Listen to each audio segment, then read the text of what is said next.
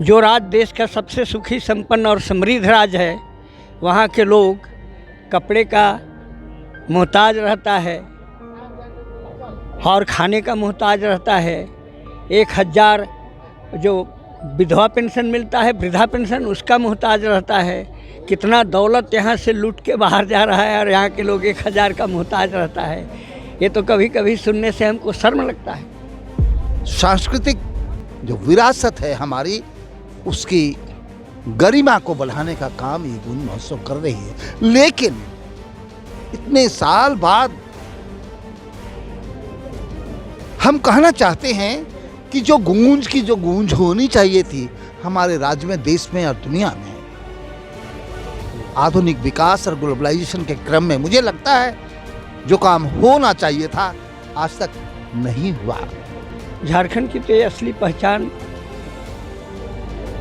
यहाँ की कला संस्कृति है, यहाँ की खनिज है, यहाँ के भोले भाले लोग हैं। ये 3 चीज़ बहुत असली पहचान है। लोग पलायन करेंगे ही, और ये हमारे नेतृत्व लोग को सोचना चाहिए। हम लोग को नहीं, हमारे जो अगुआ हैं उनको सोचना चाहिए। ये बहुत अच्छी बातें कही कि किस प्रकार यहाँ पे स्वरोजगार को लेकर कमी देखी जाती है। यहाँ पे छोटे छोटे जो 2 होनी चाहिए गांव में, वो नहीं है। इसी कारण लोग पलायन करते हैं। और पलायन को लेकर आपने कई लिखा है कविता में जी, तो क्योंकि उसमें झलकता है कि किस प्रकार यहाँ के दूध दर इतनी होती है कि लोग बयान नहीं करते हैं। लेकिन जब पर्व त्यौहार झारखंड में इतने हैं कि लोग अपनी गम, अपना दुख, अपनी परेशानी अब भूल जाते हैं। नमस्कार, जोहार। इस वक्त हम लोग गूंज महोत्सव में हैं और गूंज महोत्सव में आज पहला दिन था और पहले दिन के मौके पर जितने भी झारखंड के गणमान्य लोग थे, साथ ही साथ पूरे विश्व में जो नाम रोशन कर चुके हैं, साथ ही और जो झारखंड के कला, संस्कृति, सभ्यता और विरासत को बचाए रखे हैं, वे लोग भी पहुंचे हुए हैं। तो उसमें से पद्मश्री से सम्मानित नायक जी और मधुसूरी ना, इनका नाम ऐसा है जो हर कोई जुबा पे है और हर कोई जानते हैं। लेकिन कहीं ना कहीं आज हम लोग वार्ता करेंगे, क्योंकि जब झारखंड की कला, सभ्यता, संस्कृति की बात करते हैं तो हम लोगों को जो सिलेबस है किताबों में नहीं देखने को मिलता है। क्या कुछ कहना चाहेंगे? मुझे लगता है गूंज महोत्सव एक साधारण सांस्कृतिक महोत्सव नहीं है। ये माय माटी, भाषा और संस्कृति, अखड़ा, धुमकुरिया, गीती ओड़ा और आम जनजीवन की जो अभिव्यक्ति है, सोच है, पहचान है, उसी की गूंज है। ये गूंज 1987 में शुरू हुआ और अनवरत चल रहा है।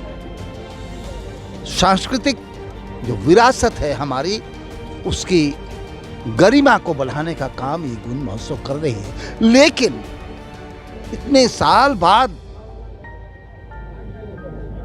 हम कहना चाहते हैं कि जो गूंज होनी चाहिए थी हमारे राज्य में, देश में और दुनिया में, आधुनिक विकास और ग्लोबलाइजेशन के क्रम में मुझे लगता है जो काम होना चाहिए था आज तक नहीं हुआ।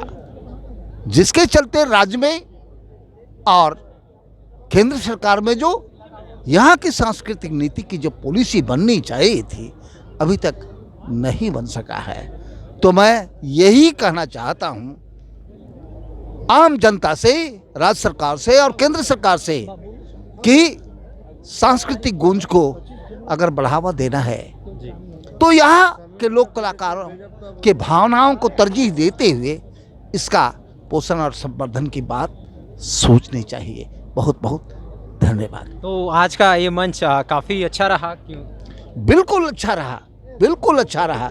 जिस तरह से छौ नाच का बच्चियों का कार्यक्रम हुआ और जिस तरह से आज नारियों पर के लिए समर्पित था, उनको जो सम्मान दिया गया, ये सुदेश महतो जी का बहुत ही सराहनीय कदम है।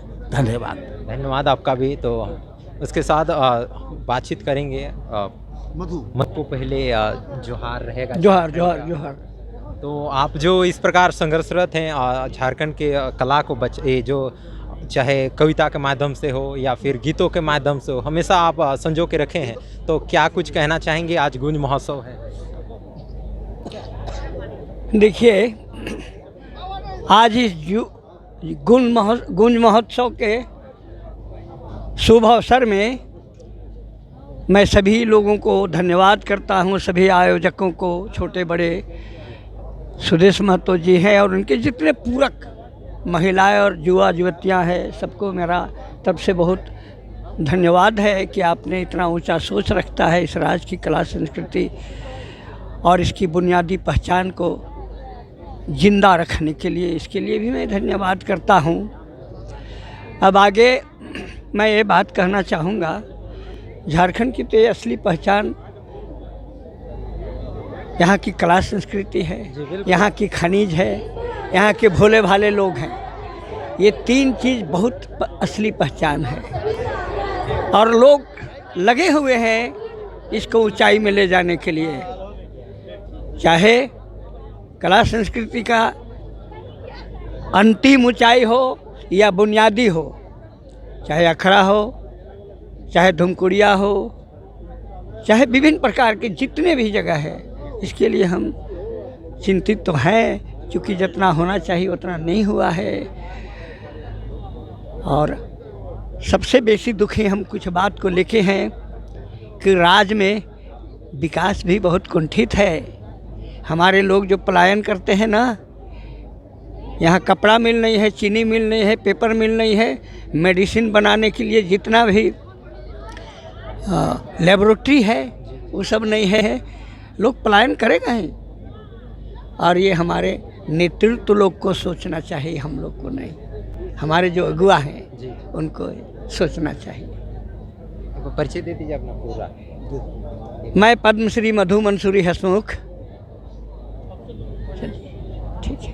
तो अभी थे पद्मश्री मधु अंसुरी जी, और इन्होंने बहुत अच्छी बातें कही कि किस प्रकार यहाँ पे स्वरोजगार को लेकर कमी देखी जाती है। यहाँ पे छोटे छोटे जो 2 गुणी चाहिए गांव में वो नहीं है, इसी कारण लोग पलायन करते हैं। और पलायन को लेकर आपने कई लिखा है कविता में जी, तो क्योंकि उसमें बयां उसमें झलकता है कि किस प्रकार यहाँ के दूध दर इतनी होती है कि लोग बयां नहीं करते हैं। लेकिन जब पर्व त्यौहार झारखंड में इतने हैं कि लोग अपनी गम, अपना दुख, अपनी परेशानी अब भूल जाते हैं, यही कारण है। जी देखिए बाबू, मेरी बात छोटी सी सुनिए।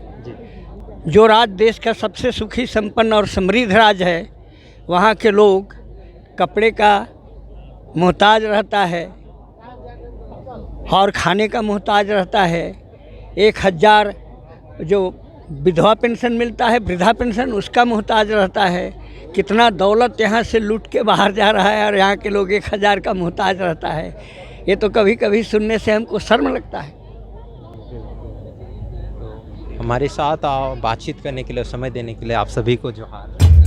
बहुत बहुत धन्यवाद। ये सब सवालों को बाबू, मुझे लगता है आप लोग टेलीमीडिया में हैं, आप हमारे राज्य में, देश में और दुनिया में आप इसको पहुँचाए हैं कि अगर झारखंड समृद्ध है तो इसमें कुछ जो खामियां रह गई हैं उसको सुधारने के लिए हम अब मौजूदा और आप लोग काफ़ी नहीं हैं। मुझे लगता है राज्य सरकार और केंद्र सरकार को थोड़ा सतर्क होना होगा, पहले से बेहतर स्पीड से काम करना होगा। बिल्कुल एकदम सतर्कता से, सावधानी से।